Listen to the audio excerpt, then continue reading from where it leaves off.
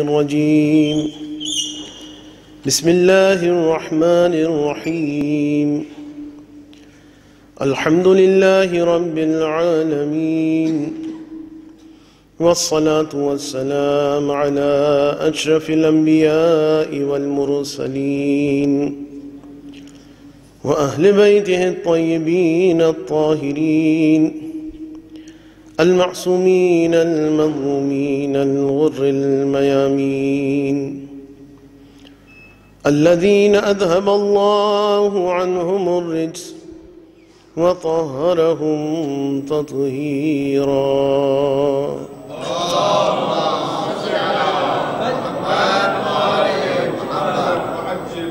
هو اللعنة الدائمة على أعدائهم أجمعين لا سيما ظالمي وقاتلي فاطمة الزهراء عليها السلام.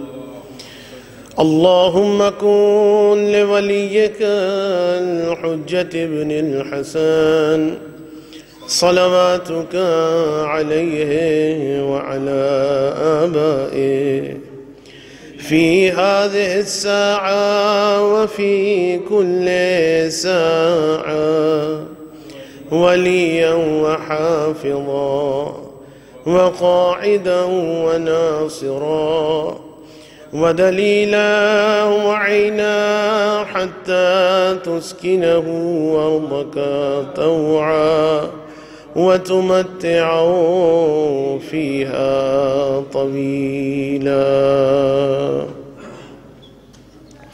رب اشرح لي صدري ويسر لي أمري واحلل عقدة من لساني يفقه قولي آمين يا رب العالمين. أما بعد، فقد قال الإمام الصادق عليه الصلاة والسلام: إنما سميت بفاطمة لأن الخلق فتموا عن معرفتها. صلوات.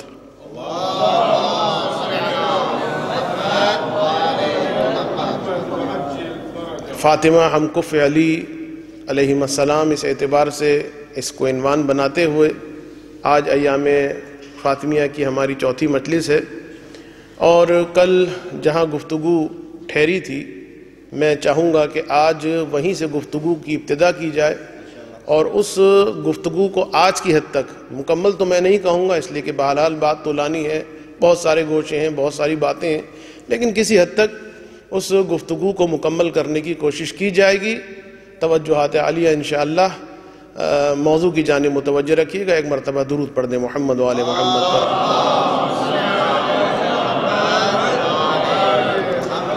کفویت کے اعتبار سے کل بیان کیا گیا تھا کہ جس طریقے سے عبادت علی ہے اسی طریقے سے عبادت شہزادی کونین، اور دونوں کی عبادتوں کی عظمت یہ ہے کہ ایک جانب زین العابدین ہے کہ جو فرما رہے ہیں کہ کون ہے جو علی جیسی عبادت کر سکتا ہے، اور دوسری جانب پروردگار ہے جو ملائکہ کے سامنے فخر و مباحات کر رہا ہے کہ یہ جو تم روشنی چمکتی ہوئی دیکھ رہے ہو جو زمین سے ساطع ہے اور آسمان کو نورانی کر رہی ہے، میری کنیز فاطمہ محراب عبادت میں کھڑی ہو گئی ہے، اس کی پیشانی سے یہ نور ساطع ہو رہا ہے.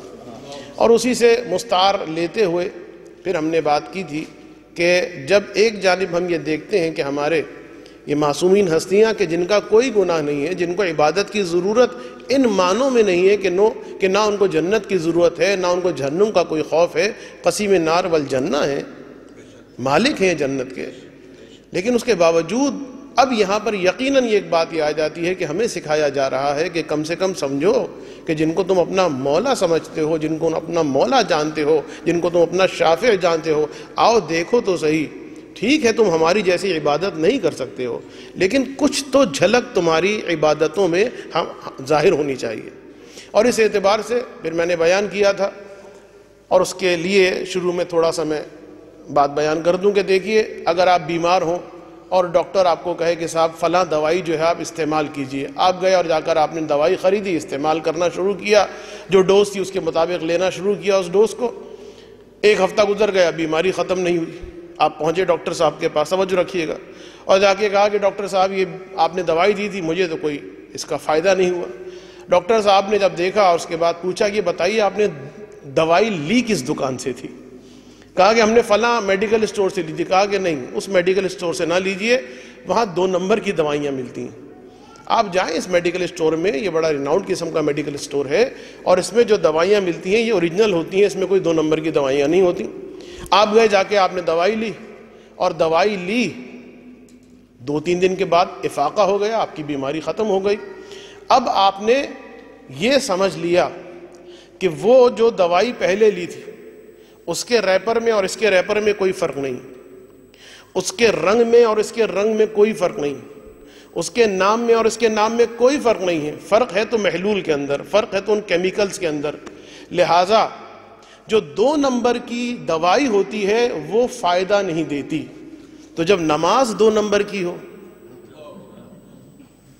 کل میں نے اسی بات کو بیان کیا تھا، آج میں نے مثال دے دی، الصلاۃ تنہا عن الفحشاء والمنکر۔ میں نے کیا کہا تھا؟ خدا کہہ رہا ہے کہ نماز روکتی ہے کس چیز سے؟ فحشاء سے اور منکر سے۔ ہم نماز پڑھ رہے کہ نہیں پڑھ رہے؟ ٹھیک ہے، مسائل کے اعتبار سے انشاءاللہ صحیح ہوگی، پہلا مرحلہ تو وہی ہے کہ وضو ہی غلط۔ کل میں نے متوجہ کیا تھا، تفصیل میرے پاس اس کو بیان کرنے کا موقع نہیں ہے، وإلا جا کے دیکھنا چاہیے کہ واقعاً وضو کے مسائل کیا ہے، مذاق نہیں ہے۔ 10 دن کے بعد 15 دن کے بعد آپ کو پتہ چلا کہ وضو غلط تھا۔ یہاں پر آپ کا جو جہل، سمجھ لے آپ جاہل قاصر بھی ہوں، یعنی آپ کا جہل جسٹیفائی کر رہا ہو بظاہر دوسرے مسائل کے اندر، لیکن وضو میں یہ جو جاہل قاصر ہے وہ بھی اپنے آپ کو جسٹیفائی نہیں کر سکے گا۔ وضو غلط تو غلط۔ حتیٰ میں نے آپ کو جو وضو کا طریقہ بیان کیا اور غلط بیان کر دیا، آپ نے کہا کہ ہم نے تو مولانا کے کہنے پر کیا تھا۔ نہیں، وضو غلط تو نماز غلط۔ اٹس ویری امپورٹنٹ، بہت اہم ہے۔ بہرحال وہ ایک الگ ٹاپک ہے، اس کے اوپر میں زیادہ ڈیٹیل میں بات نہیں کرنا چاہتا۔ کہنے کا مقصد یہ ہے کہ نماز جب روک رہی ہے، روکتی ہے، قرآن کہہ رہا ہے نا تنہا عن الفحشاء والمنکر، فحشاء سے اور منکر سے، تو کیوں ہوتا ہے کہ ہم نماز پڑھتے ہیں اس کے باوجود گندی گالیاں؟ یہ ہو ہی نہیں سکتا جو نمازی ہو اس کے منہ سے گالیاں جاری ہوں۔ جو شخص گالیاں دیتا ہے نا، اس کا مطلب ہے کہ وہ نمازی نہیں ہے۔ ظاہری طور پر وہ دوائی ہے جو 2 نمبر کی دوائی ہے، جو منکرات سے نہیں بچ رہا۔ حضرت امام جعفر صادق علیہ الصلوۃ والسلام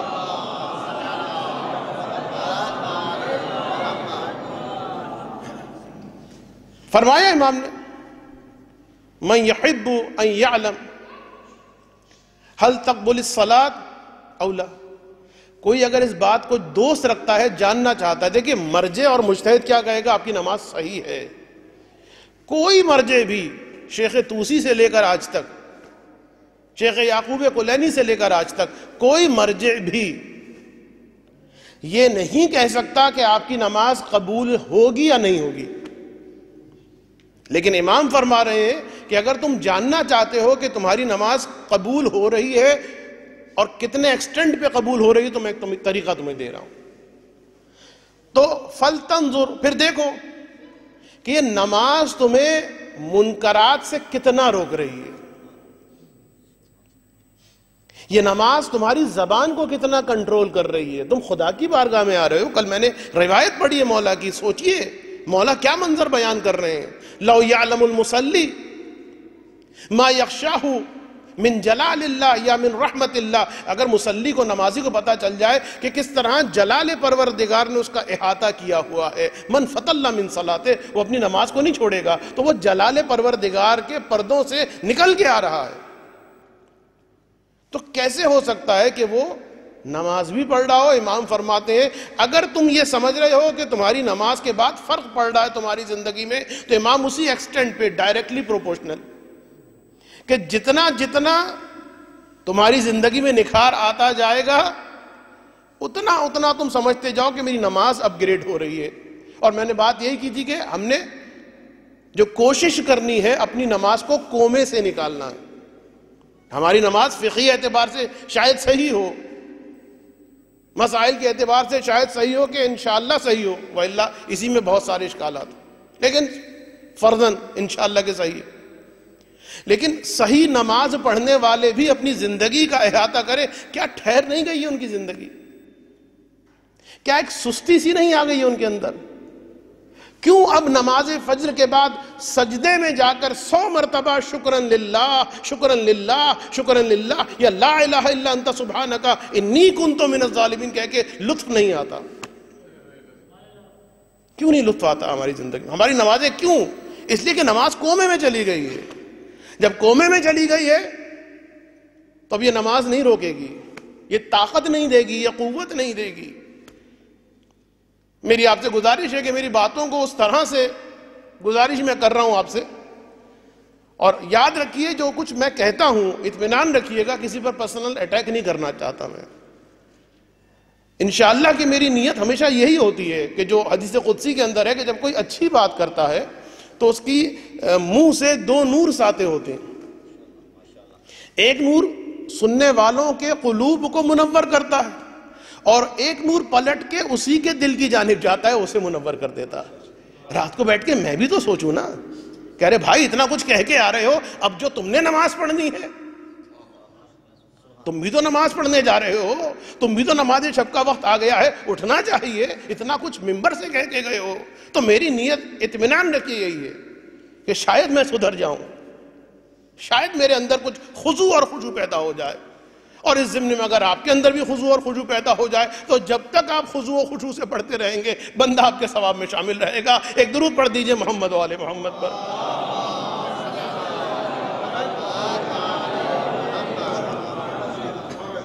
تو عزیزو یاد رکھیے یہ جو تعویذات، یہ جو دعائیں سب اپنی جگہ پر، حتیٰ زیارت عاشورہ سب اپنی جگہ پر، حتیٰ حدیث قصہ کہ جس کی فضیلت میں نے بیان کی سب اپنی جگہ پر.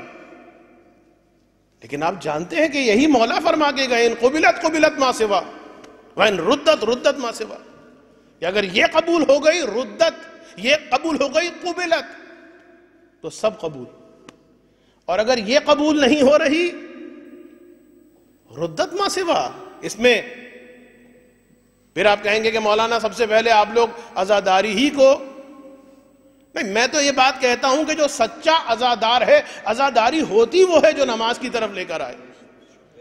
لیکن اس بات کو اس طرح سے نہ لیجئے گا کہ جو میں ابھی ایک صاحب سے بات کر رہا تھا، میرا نظریہ یہ نہیں ہے کہ جو ایک بات پھیل گئی ہے کہ صاحب وہ مجلس ہو کہ جس کے اندر کوئی پیغام ہو، وَإِلَّا فائدہ نہیں ہے. مجلس سننے کا فائدہ اس وقت ہوگا کہ جب آپ مجلس پر عمل، ضرور فائدہ ہوگا.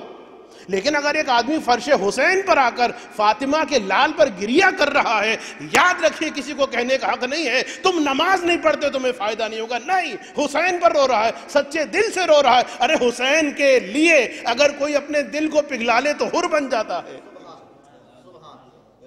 اطمینان رکھیے. ایک غلط افکار پھیلائی جا رہی ہیں کہ ایسی عزاداری کا کوئی فائدہ نہیں ہے. نہیں ہے فائدہ. عزاداری تو وہ ہے کہ جو مشرکوں کو فائدہ پہنچا دے. میں آگے بڑھنا نہیں چاہتا ورنہ اپنے موضوع سے نکل جاؤں گا.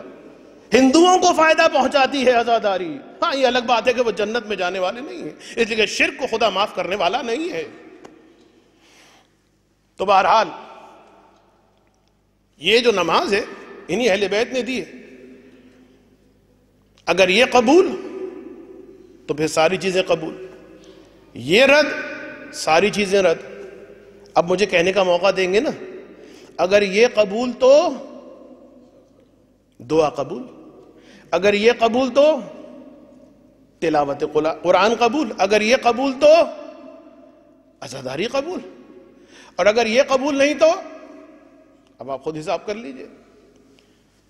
اور بس اس اعتبار سے جو بات مجھے بیان کرنا ہے، 2-3 جملے 2-3 چیزیں بیان کر کے میں ربط مصائب کروں گا، اس گفتگو کو مکمل کر دوں. اہمیت اتنی زیادہ کہ شہزادی کونین ایام فاطمیہ فرماتی کہ میں اپنے بابا سے بیٹھ کر بات کر رہی ہوتی تھی. ہم مختلف لوگ بیٹھ کر اپنے بابا سے بات کر رہے ہوتے تھے. گفتگو کے دوران اچانک جب نماز کا وقت ہوتا تھا، شہزادی فرماتی ہیں تو میرے بابا اس طرح کھڑے ہو جاتے تھے لا تعلقی کے ساتھ کہ جیسے ہم سے ان کا کوئی رشتہ نہیں ہے.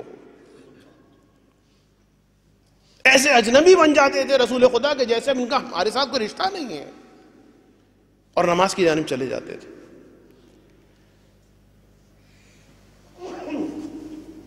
روایت میں یہ ملتا ہے کہ اب وہ بات آ گئی کومے سے نکالنے والی بات. ایک نماز تو وہ ہے کہ کومے سے نکالنا, ایک مسئلہ یہ ہے کہ نہیں. حضرت امام جعفر صادق علیہ الصلوۃ والسلام ارشاد فرماتے ہیں,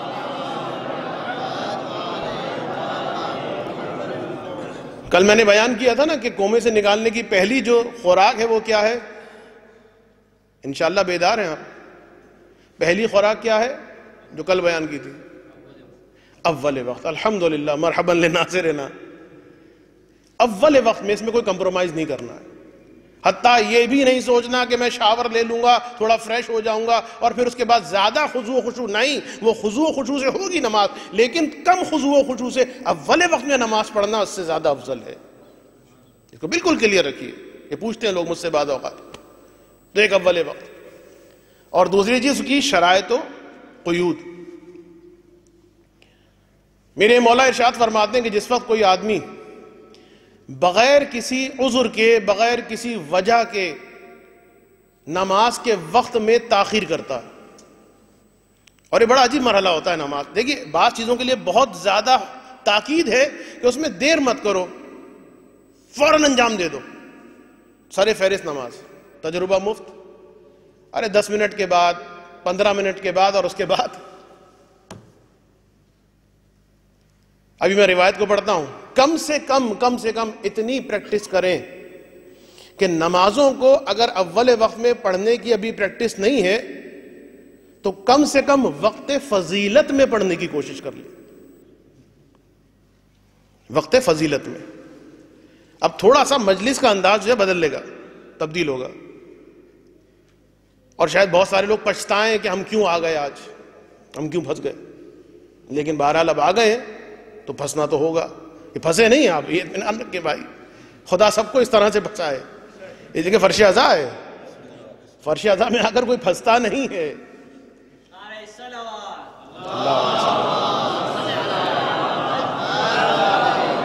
اول وقت میں اگر پڑھ لیا بہت اچھا, لیکن سم ہاؤ اگر اول وقت میں نہ پڑھ سکے کوشش کریں وقت فضیلت نہ چھوٹنے پائے. وقت فضیلت ہے کیا؟ وقت فضیلت کچھ میں بتاؤں گا, کچھ آپ بتائیے. نماز فجر کا وقت فضیلت کب تک ہوتا؟ صرف ہاتھ اٹھائیے گا, تداخل اصوات مت کیجیے گا. 1 منٹ صرف دوں گا, اگر نہیں پتا تو میں بتا دیتا ہوں. جی, جب تک تارے نظر آئیں. احسن, تم جواب صحیح ہے آپ کا.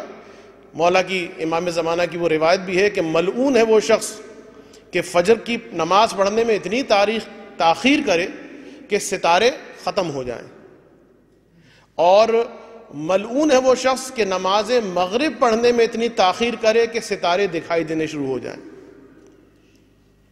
اب بتاؤں میں آپ کو, انہوں نے جواب بہرحال صحیح دیا ہے آسان لفظوں میں, کہ جس وقت آپ دیکھیں کہ جو آسمان ہوتا ہے اس کی سیاہی ڈم پڑ جائے, تقریباً وائٹش سا ہو جائے. اس کا مطلب ہے کہ وقت فضیلت ہے, فجر جو ہے ختم ہو گیا. یہ وہ وقت ہوتا ہے کہ پہلے اب آپ فجر پڑھیں اور اس کے بعد اس کے نوافل پڑھیں, کہ نوافل فجر پہلے ہوتے ہیں. یہ ہو گیا وقت فضیلت فجر. دوسری نماز, نماز ظہر. نماز ظہر کا وقت فضیلت کیا ہے مجھے پتا نہیں پتا ہوگا, اس لیے میں زیادہ آپ کا وقت بھی نہیں لوں گا, مجھے تقریبی مکمل کرنا ہے. میں آپ کو بتا دیتا ہوں اندازاً, وہ جو سائے کے اعتبار سے جو بتایا گیا اس اعتبار سے شاید آپ نہ سمجھ پائیں.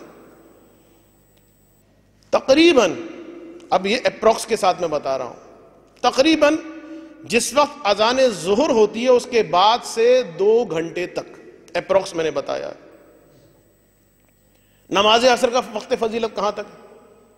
اول وقت تو وہی ہے کہ نماز ظہر پڑھی, ادھر نماز عصر پڑھی. بعض ہمارے یہاں ایسے بھی دین کے چیمپئن پیدا ہو رہے ہیں جو الگ الگ پڑھنے کی کوشش کرتے ہیں. نہیں, ثواب اول وقت میں پڑھنے کا ہے, اور نماز عصر کا اول وقت یہ ہے کہ جیسے ہی ظہر کی نماز پڑھی اول وقت میں, اس کے بعد اب نماز عصر پڑھیں, درمیان میں فاصلہ نہ ڈالیں. لیکن وقت فضیلت کب تک ہے؟ ظہر کا جو وقت فضیلت ختم ہوگا اس کے 1.5 گھنٹے بعد تک اپروکس. یعنی سمجھ لیں, مثال دے رہا ہوں, 12 بجے اگر ظہر کی اذان ہوتی تو 2 بجے تک آپ کی ظہر کی نماز فضیلت کے وقت میں ہے, اور عصر کی نماز 3:30 بجے تک. یہ سب اپروکس ہے. ٹھیک. اور اب اس کے بعد آ گئی مغرب کی نماز. یہ میں آپ سے پوچھوں گا کہ مغرب کی نماز کا جو وقت فضیلت ہے وہ کب تک ہے؟ اشارہ انہوں نے کر دیا جی. سناٹا تاری ہے، کوئی بات نہیں، میں جواب دے دیتا ہوں. مغرب کی جو فضیلت کا وقت ہے، دیکھیے جس وقت سورج غروب ہو رہا ہوتا ہے مغرب کی طرف، ایک سرخی جو ہے آپ کو دکھائی دے گی جو کافی دیر تک باقی رہتی ہے. وہ سرخی جب ختم ہو جائے، وہ سرخی جب فنش ہو جائے، ختم ہو جائے، تو فضیلت وقت نماز مغرب گیا. ٹھیک. اور آخری چیز نماز عشاء. یہ آپ میں سے کسی کو شاید نہ پتا ہو، 90% 99% اگر کسی کو پتا ہو تو بہرحال، لیکن میں پوچھوں گا نہیں، خود ہی بتا دیتا ہوں کہ وقت فضیلت نماز عشاء طبق آغا سیستانی. کیونکہ آغا سیستانی اور آغا خوئی کی جب آپ کیلکولیشن کریں گے دن کی، چاہے وہ مسافرت کے اعتبار سے آپ کیلکولیٹ کریں گے، 10 دنوں کی کیلکولیشن کرنی ہے، تو وہ آغا سیستانی کے اعتبار سے جس وقت فجر صادق ہوتی ہے، اذان ہوتی ہے فجر کی، اس وقت سے دن شروع ہوتا ہے. اور آغا خوئی کے اعتبار سے جس وقت سورج نکل آتا ہے. تو تھوڑا سا فرق ہے دونوں کے درمیان، تو وہ کیلکولیشن آپ خود کر لیجئے گا. تو آغا سیستانی کے اعتبار سے جو وقت فضیلت عشاء ہے وہ کیا ہے؟ 1/3 of the night. 1/3 of the night کس طرح نکلے گا؟ مثلا اس وقت جو فجر کا وقت ہے 5:30 بجے، اور جو مغرب کا وقت ہے 6:30 بجے. 5:30 سے 6:30 آپ آگے جائیں، کتنے گھنٹے بن گئے؟ 12 گھنٹے. ٹھیک ہے نا؟ کہیں غلطی ہو جائے تو بتا دیجیے گا بھائی. 11 گھنٹے بنیں گے یا 12 گھنٹے بنیں گے؟ 6:30 سے 5:30 بجے تک 11 گھنٹے بنیں گے. ٹھیک. اب 11 گھنٹے کو آپ تقسیم کریں 3 پر، تو جتنے گھنٹے بنیں گے 3 پر تقسیم کرنے کے ذریعے سے غالباً 3.25 گھنٹے غالباً بنیں گے، ایسے کچھ اپروکس بنے گا. تو یہ 3.25 گھنٹے آپ ایڈ کر دیں مغرب کی آذان کے وقت میں. مثلا مغرب کی آذان ہو رہی ہے، ہم چلے ایک راؤنڈ فگر لے لیتے ہیں 3.5 گھنٹے. ٹھیک. 3.5 گھنٹے آپ کے نکلے. کل جو آپ نے تقسیم کیا فجر سے لے کر مغرب تک کے ٹائم کو 3 حصوں میں تقسیم کیا، تو سپوز آپ کے پاس 3.5 گھنٹے نکل آئے. 3.5 گھنٹے آپ ایڈ کرتے ہیں کس کے اندر؟ 6.5 گھنٹوں کے اندر، یعنی 6:30 بجے کے اندر. 6:30 بجے کے اندر جب آپ ایڈ کریں گے تو 7:30 8:30 9:30 آدھا گھنٹہ اور ملا 10 بجے، تقریباً 10 بجے آپ کا بنے گا وقت فضیلت عشاء. اس سے زیادہ اور کیا لیٹ کریں گے آپ؟ تو وقت فضیلت عشاء جو رات ہے اس کا جو 1/3 ہے اس کو آپ مغرب کے ٹائم میں ایڈ کر دیں، وقت فضیلت عشاء آ جائے گا. تو بہرحال بڑی خوش سی اور بڑی بورنگ سی بات ہو گئی، لیکن ان باتوں کو یاد رکھیے گا کم سے کم اس اعتبار سے کہ اگر کبھی اول وقت کی توفیق نہیں ہوئی تو کوشش کیجئے کہ وقت فضیلت سے تجاوز نہ کر جائیں. ایک درود پڑھ دیں محمد و آل محمد پر. اب آ جائیے اس روایت کی جانب، چھٹے امام کی روایت جو میں بیان کرنا چاہتا تھا. امام فرماتے ہیں کہ جو آدمی بغیر کسی وجہ کے اپنی نماز کو مؤخر کرے، تاخیر میں ڈالے، اور پھر اس کی قیود اور شرائط کو لحاظ نہ کرتے ہوئے پڑھے، جسے ہم کہتے ہیں نا گزارا کرنا، تو امام فرماتے ہیں جب یہ نماز پڑھ لے گا تو فرشتہ اس کی نماز کو آسمانوں کی جانب لے کر جائے گا، اس حالت میں کہ اس نماز کا چہرہ سیاہ ہوگا اور یہ نماز فریاد بلند کر رہی ہوگی، اے میرے پڑھنے والے تو نے مجھے ضائع کر دیا، برباد کر دیا، خدا تجھے بھی ضائع کر دے، خدا تجھے بھی برباد کر دے. کس کے لیے کہہ رہی؟ جس نے نماز قضا نہیں کی ہے. میں نے نماز قضا کرنے والوں کی تو بات ہی نہیں کی ہے، میں فقط بات کر رہا ہوں ان لوگوں کی کہ جو نماز کو ویلیو نہیں دے رہے. اور پھر امام فرماتے ہیں اگر ایک آدمی نماز کے اوقات کا خیال رکھے، اپنے اعتبار سے پوری کوشش کرے، اور اس کی شرائط آداب کے اعتبار سے نماز کو پڑھے، تو پھر جب فرشتہ اس نماز کو لے کر جاتا ہے تو یہ نماز اس حال میں جاتی ہے کہ اس کا چہرہ سفید اور نورانی ہوتا، اور یہ دعا دیتی ہے کہ اے نمازی، تو نے میرا خیال رکھا، خدا تیرا خیال رکھے، تو نے مجھے برباد ہونے سے بچایا، خدا تجھے برباد ہونے سے بچائے۔ رسول خدا حضرت محمد مصطفیٰ صلی اللہ علیہ وآلہ وسلم یہ جو میں نے کہا نا، اس روایت کے اندر آیا کہ نماز کی آداب کا خیال نہ رکھے، قیود کا خیال نہ رکھے۔ رسول خدا نے سوال کیا، اے لوگوں یہ بتاؤ سب سے بڑا جھوٹا کون ہے جھوٹ بولنے والوں میں؟ یا رسول اللہ نہیں پتہ۔ سب سے بڑا چور کون ہے چوری کرنے والوں میں؟ نہیں معلوم۔ اچھا یہ بتاؤ کہ سب سے بڑا کنجوس کون ہے کنجوسی کرنے والوں میں؟ یا رسول اللہ آپ ہی بتا دیجئے۔ فرمایا، اب کچھ الفاظ میں ڈالوں گا، اصل متن روایت موجود ہے سمجھانے کے لیے۔ رسول خدا نے فرمایا سب سے بڑا جھوٹا جھوٹ بولنے والوں میں وہ ہے کہ جسے دنیا کی ہر چیز کا علم ہو،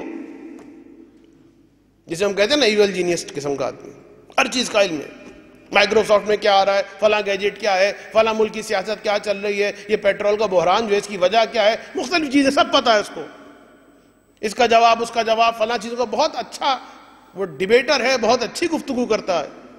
رسول نے فرمایا ہر چیز کا اسے علم ہے، لیکن اگر پلٹ کر اس سے پوچھا جائے اتنا بتا حلال خدا کیا ہے، حرام خدا کیا ہے، سر جھکا کے کہے یہ تو مجھے معلوم نہیں۔ رسول خدا نے فرمایا جو آدمی ہر چیز جانتا ہو لیکن جو حکم پروردگار ہے اس کے بارے میں ناواقف ہو، سب اسے ذہین کہیں، انٹیلیجنٹ کہیں، لیکن میری نگاہ میں وہ سب سے بڑا جھوٹا۔ اور پھر فرمایا، اس لیے کہ دیکھیے احکام جو شریعت ہے ان کی ویلیو اتنی زیادہ، میرے پاس وقت نہیں ہے نہ موضوع ہے میرا یہ، کہ مختلف انداز سے اٹیک کیا جا رہا ہے فقہ احکام کی، فقہ مسائل کے اوپر، اس کی ویلیو کے اوپر، وجوہات ہیں اس کی کچھ، لیکن میرا یہ موضوع نہیں ہے۔ کبھی انشاءاللہ اگر آپ نے برداشت کر لیا تو انشاءاللہ خدمت کا موقع ملا تو واقعی ایک ٹاپک ہے، اہم ٹاپک ہے۔ ایک آدمی آیا رسول کی خدمت میں اور کہتا ہے کہ یا رسول اللہ یہ بتائیے، ایک سوال ہے میرا، اگر کسی آدمی کے مرنے میں صرف ایک دن باقی رہ جائے تو وہ کیا کرے، کون سا ایسا عمل کرے جو میکسیمم ثواب کے ساتھ اس کو اس کی قبر میں لے کر جائے؟ ہاں ایک آدمی، ظاہری بات ہے کہ اس زمانے کے لوگ نمازیں تو قضا نہیں کرتے تھے، واجبات تو ادا کر دیتے تھے، ماحول ایسا نہیں تھا جیسا کہ اب ماحول، اگر نمازیں ہیں تو بہرحال اس کی وصیت کرے، اس کو قضا کو ادا کرنے کی کوشش کرے، وہ ساری باتیں تو اپنے مقام پر۔ سپوز ایسا کچھ نہیں، آئیڈیل کیس بنانے، یا رسول اللہ پھر وہ کیا کرے؟ رسول خدا نے فرمایا پھر وہ جا کر اپنی احکام شریعہ کی نالج کو بڑھائے۔ ہمیں سمجھ میں نہیں آئے گا، نہ ویلفیئر ورک کی بات کی، دیکھیے یہ روایت ہے، عظمت ہے ویلفیئر ورک کی بہت زیادہ، نہ کسی اور کسی چیز کی بات نہیں کی، کہا کہ جا کر حلال خدا اور حرام خدا کو زیادہ سمجھے، یہ اس کو میکسیمم ثواب کے ساتھ لے کر جائے گا۔ مجھے پتا ہے کہ یہ اس قسم کی روایات ہضم نہیں ہوتی ہیں، لیکن خیر۔ پھر فرمایا کہ سب سے بڑا چور چوری کرنے والوں میں وہ ہے کہ جو نماز پڑھے لیکن رکوع کو صحیح انجام نہ دے، ابھی گیا نہیں ہے رکوع میں اور سبحان اللہ سبحان اللہ شروع کر دیا، ابھی اٹھا نہیں ہے اور ایک مرتبہ اٹھتی حالت میں جو ہے ذکر جاری ہے، ہلتے ہوئے جو ہے رکوع کیا جا رہا ہے، اس حالت میں کہ نماز کی حالت سے باہر نکل رہا ہے۔ رسول خدا نے فرمایا کہ جو رکوع کو صحیح طرح، کون ہے یہ آدمی؟ نماز پڑھ رہا ہے بھائی، رکوع کو صحیح طریقے سے انجام نہ دے، رسول فرماتے ہیں سب سے بڑا چور ہے۔ اس لیے کہ اور لوگ بندوں کے مال پر نقب لگاتے ہیں، یہ وہ بدبخت ہے جو اللہ کے مال پر نقب لگاتا ہے۔ اور پھر فرمایا سب سے بڑا کنجوس، بخیل کنجوسی کرنے والوں میں وہ ہے کہ اس کے سامنے میرا اور میری آل کا نام لیا جائے اور وہ ہم پر درود نہ بھیجے.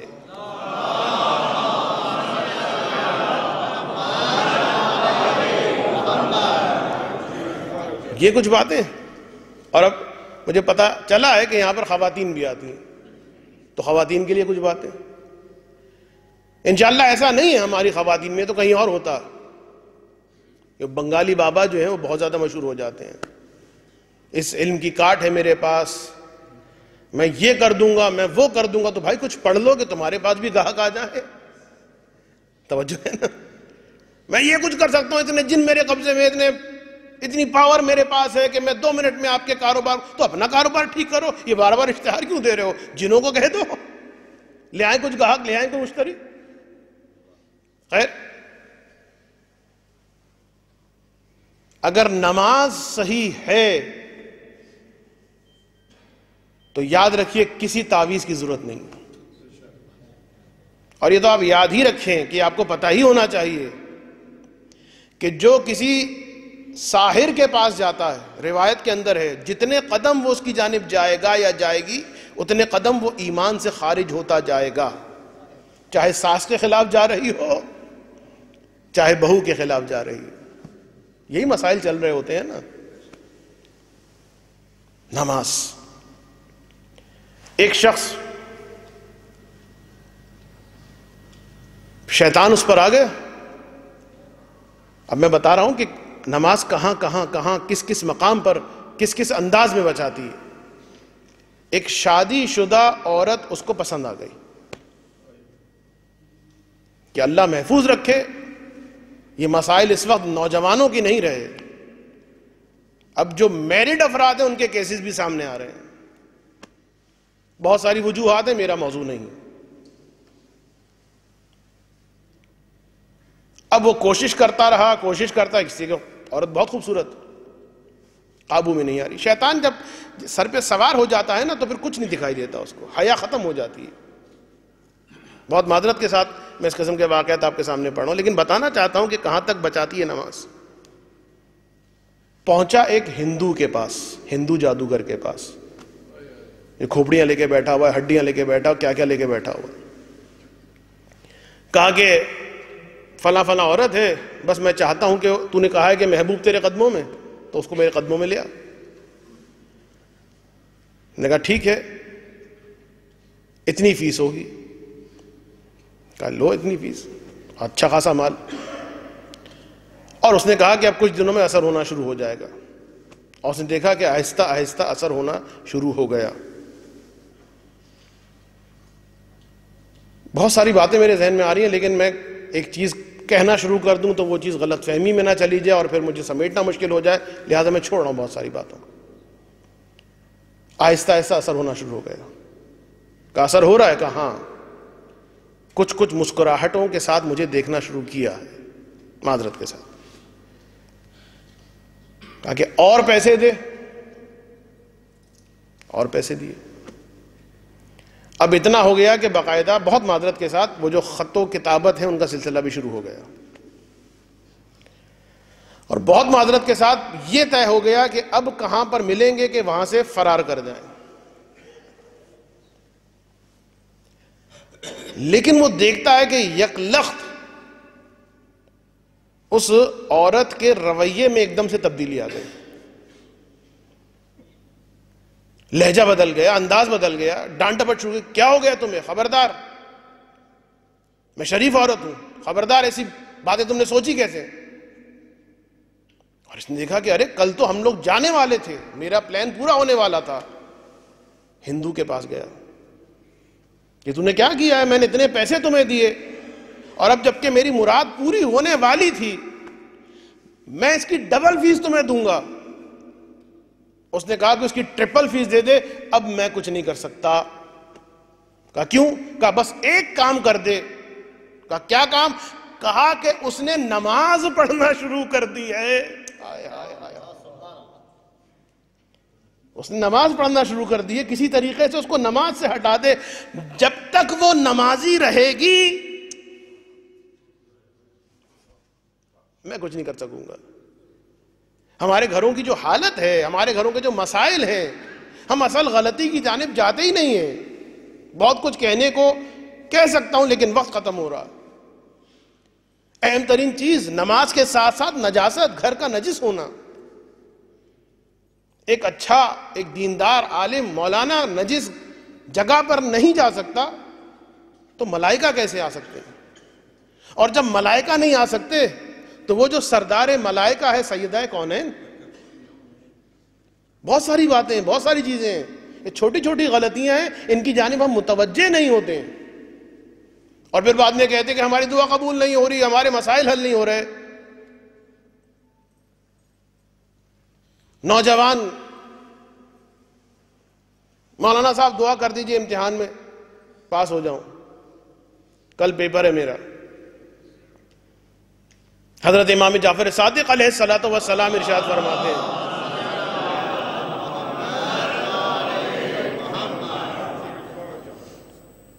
غلطی کہاں کرتے ہیں ہم، کلاڑی کہاں مارتے ہیں ہم اپنے پاؤں پر. امام فرماتے ہیں من نظر الی ابویہ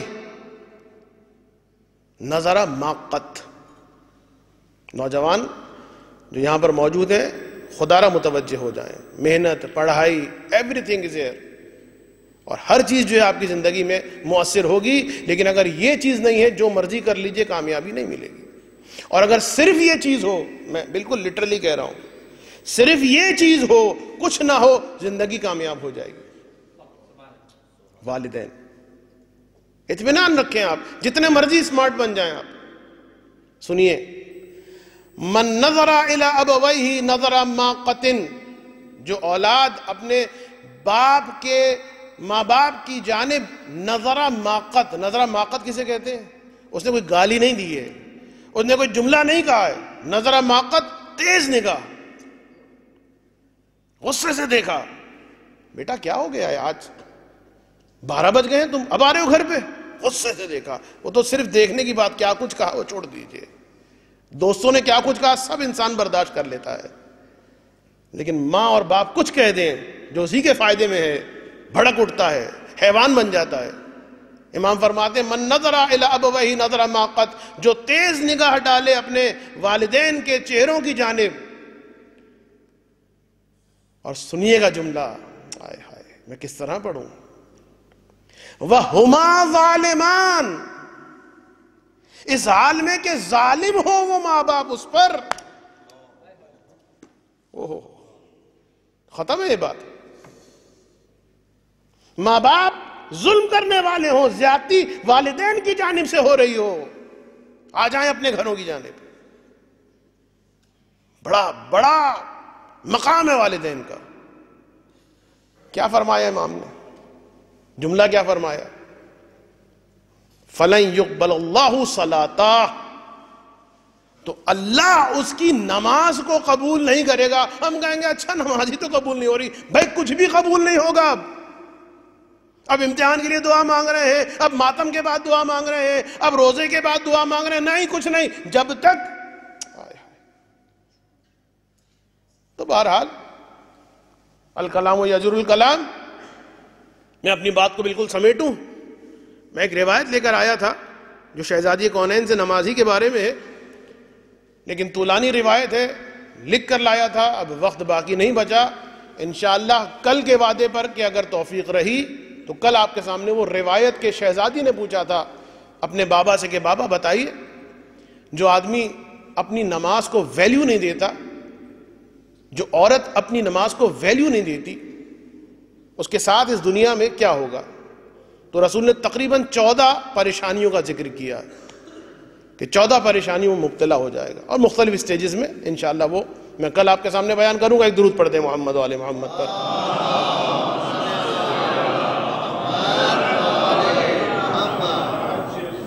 اور بس آخری جملے ایام فاطمیہ کے اعتبار سے کہ پھر شہزادی نے ایک وہ وقت بھی آیا ہے کہ وصیتیں فرمائی. بابا کے جانے کے بعد ایک جملہ میں نے پڑھا ہے غالباً منتہی الاعمال کے اندر کہ شہزادی فرماتی ہیں کہ جب بابا چلے گئے تو میں رات کو جب سوتی تھی، شہزادی ویسی سوتی بہت کم تھی، لیکن رات کو جو تھوڑا بہت سوتی تھی بعض اوقات میں گھبرا کے اٹھ جاتی تھی اور ایسا لگتا تھا کہ میرے بابا کی محراب میں جو قرآن کی جو تلاوت کرتے تھے اس کی آوازیں آ رہی ہیں. وحشت کے ساتھ میں اٹھتی تھی گھبرا کے اپنے بابا کی یاد میں. میری یہ بیوی وصیتیں فرما رہی ہے, مختلف وصیتیں کی. ایک وصیت تو شہزادی نے یہ کی, جملہ دیکھیے شہزادی کا, ابتدا دیکھیے شہزادی کس طرح فرماتی ہیں, اے علی اتنا بتائیے میں نے آپ کو کبھی کوئی تکلیف پہنچائی, میں نے آپ کو کوئی اذیت دی؟ علی کی آنکھوں میں, یعنی جواب نہیں دے رہے, آنکھوں سے جواب دے رہے ہیں, آنسو بہ رہے ہیں. بنت رسول آپ یہ کیا فرما رہی ہیں؟ میں تو آپ کے بارے میں کہتا ہوں نعم العون علی طاعت اللہ, کہ اللہ کی اطاعت میں بہترین مددگار ہیں آپ علی. جملہ ہے مولا کا شہزادی کے بارے میں, نعم العون علی طاعت اللہ. فاطمہ علی کی بہترین یار و مددگار ہے اللہ کی اطاعت کرنے میں. پھر شہزادی نے جب یہ مقدمہ پڑھا پھر فرمایا, یا علی آپ سے میری ایک گزارش ہے کہ جب مجھے دفن کر دیں تو میرے قبر کے سرحانے آ کر قرآن کی تلاوت کیا کیجیے گا, اس لیے کہ اس موقع پر ایک مونس کی بہت زیادہ ضرورت ہوتی ہے. علی پھر رونے, جواب نہیں دے رہے, کیا جواب دیں گے؟ اور اس کے بعد دوسرا جملہ, یا علی میرے مرنے کے بعد آپ امامہ سے شادی کر لیجئے گا. ام البنین سے جو ازدواج ہوئی ہے 30 سال کے بعد ہوئی ہے مولا کائنات کی. سب سے پہلے جو ہوئی ہے جناب امامہ سے ہوئی, اس لیے کہ میں نہیں چاہتی کہ میرے بچے بغیر ماں کے رہیں, اور میں جانتی ہوں کہ امامہ جیسا میں اپنے بچوں کو پیار کرتی ہوں ویسے وہ میرے بچوں کا خیال کرے گی. اور پھر اس کے بعد وہ قیامت کی وصیتیں, یا علی غسلنی وکفنی وحنتنی ودفنی فی اللیل. یا علی مجھے جب غسل دیجئے گا, مجھے جب کفن دیجئے گا, مجھے جب عنود کیجئے گا, مجھے جب دفن کیجئے گا تو دیکھیے سارے کام رات میں کیجئے گا.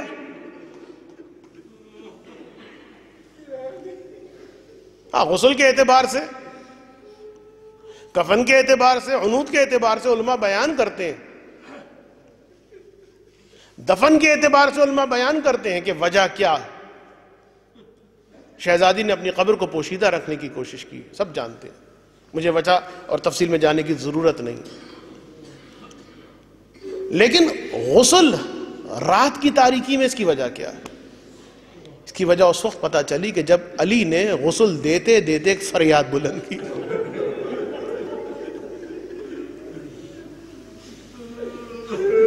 یا علی کیا بات ہے, کیوں رو رہے ہیں؟ کہا فاطمہ مرتی مر گئی, مجھے نہیں بتایا, اب تک فاطمہ کی پسلیاں ٹوٹی ہوئی, ٹوٹی پسلیوں کے ساتھ فاطمہ نے گھر کے کام کیے. میں بتاؤں گا انشاءاللہ کہ ٹوٹی ہوئی پسلیوں کی مصیبت کیا ہوتی ہے انشاءاللہ, کہ کاش بتا سکوں میں. تو فاطمہ نے وصیت کی ہے, میں نے بتایا نا ہم کف ہیں علی اور فاطمہ, جو فاطمہ کریں گی وہ علی کریں گے. علی نے بھی کچھ وصیتیں کی, لیکن پھر ایک وصیت وہ ہے کہ جو فاطمہ نے کربلا والوں کے لیے کی, اور جب فاطمہ کربلا والوں کے لیے وصیت کریں گی ہم کف ہیں, علی نے بھی کربلا والوں کے لیے وصیت کی. اور یہ راز کب کھلا؟ وقت آخر. میرا آقا حسین جس وقت امام سجاد کے سرحانے آ کر بیٹھا, دیکھا بیٹے کے چہرے کو, آنکھوں سے آنسو ٹپکے, سجاد غشی کے عالم میں, رخسار پر بابا کے آنسو جو ٹپکے, آنکھیں کھلیں. اس سے پہلے سجاد نے اپنے بابا کو دیکھا تھا, اس بات کو ذہن میں رکھیے گا, لیکن اب جو دیکھا تو عجیب منظر ہے, چہرے پر اصغر کا خون ہے. جا بجا زخم ہیں، زخموں سے خون بہ رہا ہے۔ سجاد نے اسی لیے جو پہلا سوال کیا وہ یہ کیا، یا ابتا این العباس،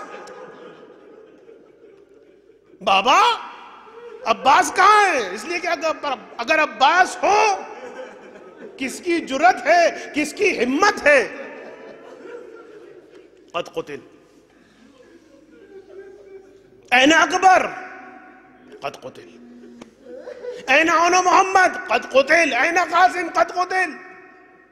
یہاں تک کہ سجاد کچھ اور پوچھتے، حسین نے روکے کہا بیٹا بس جان لے اس وقت ان بیویوں کے درمیان سوائے تیرے اور میرے کوئی اور مرد باقی نہیں بچا۔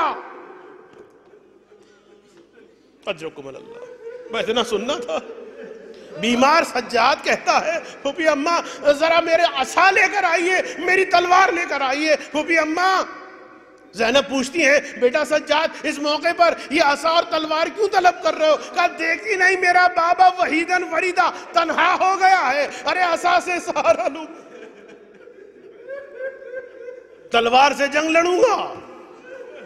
سجاد کی غیرت کو دیکھا، حسین نے گلے سے لگایا، کانوں میں ایک جملہ کہا، بیٹا سجاد تیرا میدان جنگ کربلا نہیں، تیرا میدان جنگ کوفہ و شام کا بازار۔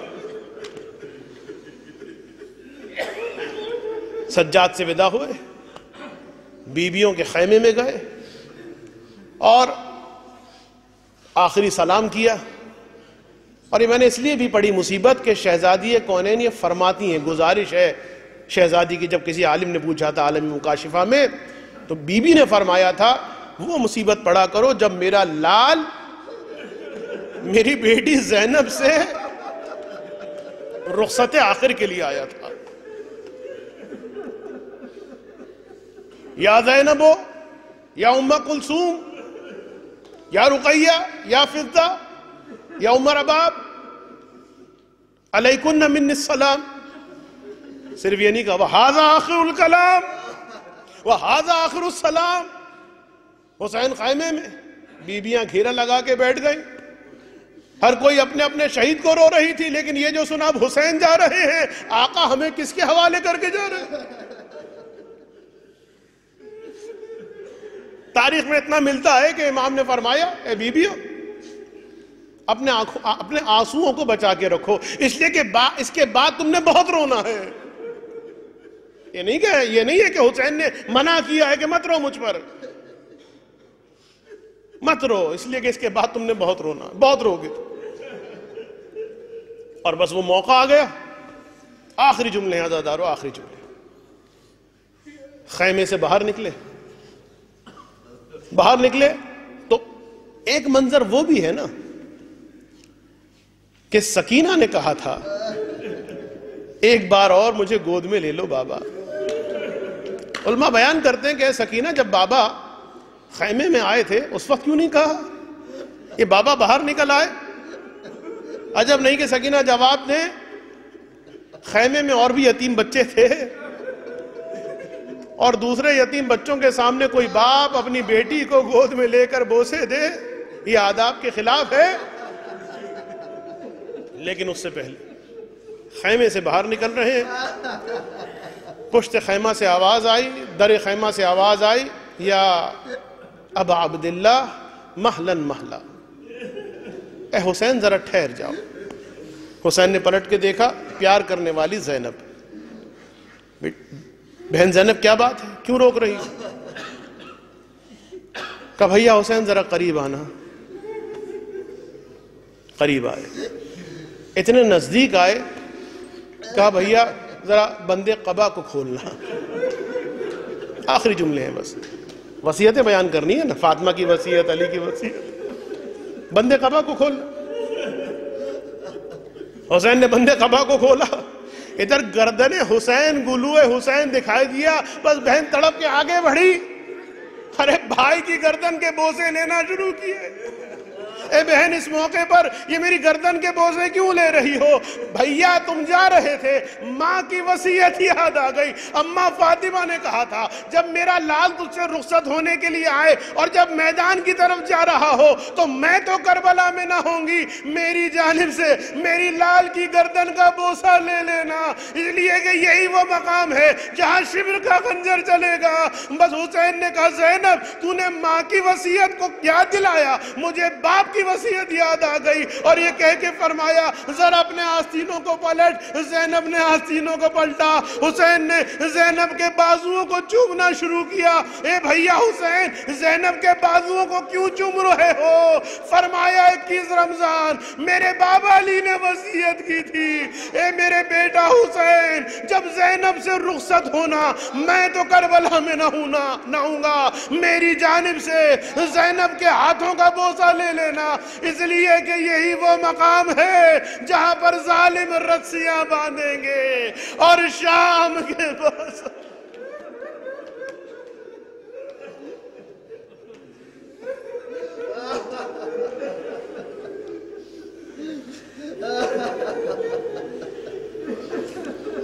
الا ولعنت اللہ علی قوم الظالمین وسيعلم الذين ظلموا أي منقلب ينقلبون إلهي بحق زهراء وأبيها وبعلها وبنيها وسر المستودع فيها أن تصلي على محمد وآله وأن تغفر لنا ذنوبنا كلها جميعا۔ پروردگارہ ہمارے اس توسل کو اپنی بارگاہ میں قبول فرما۔ خداوندہ جو مومنین یہاں پر موجود ہیں، پروردگارہ ان کی جو پریشانیاں، چاہے رزق کی پریشانی، چاہے بیٹیوں کے رشتے کی پریشانی، چاہے بیماری کی پریشانی، پروردگارہ ان کی پریشانیاں، ان کے رشتہ داروں کی پریشانیاں، پروردگارہ مصائب جناب سیدہ کا واسطہ ان تمام مشکلوں کو دور فرما۔ خداوندہ دنیا کے جس خطے میں جہاں جہاں مومنین آباد ہیں ان کے جان، مال، ناموس، عزت و آبرو اور خصوصاً ان کے ایمان کی حفاظت فرما۔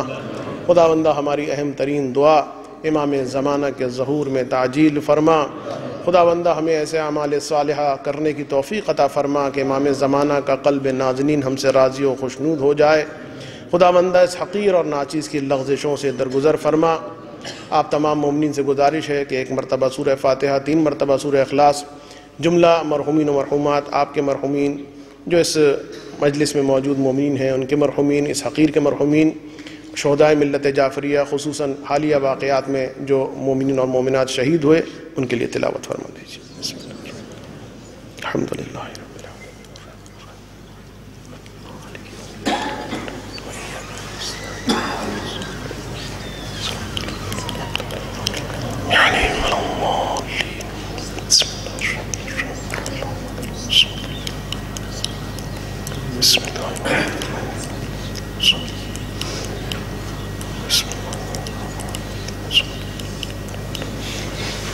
ربنا تقبل منا انك انت السميع العليم۔ مات من حسين۔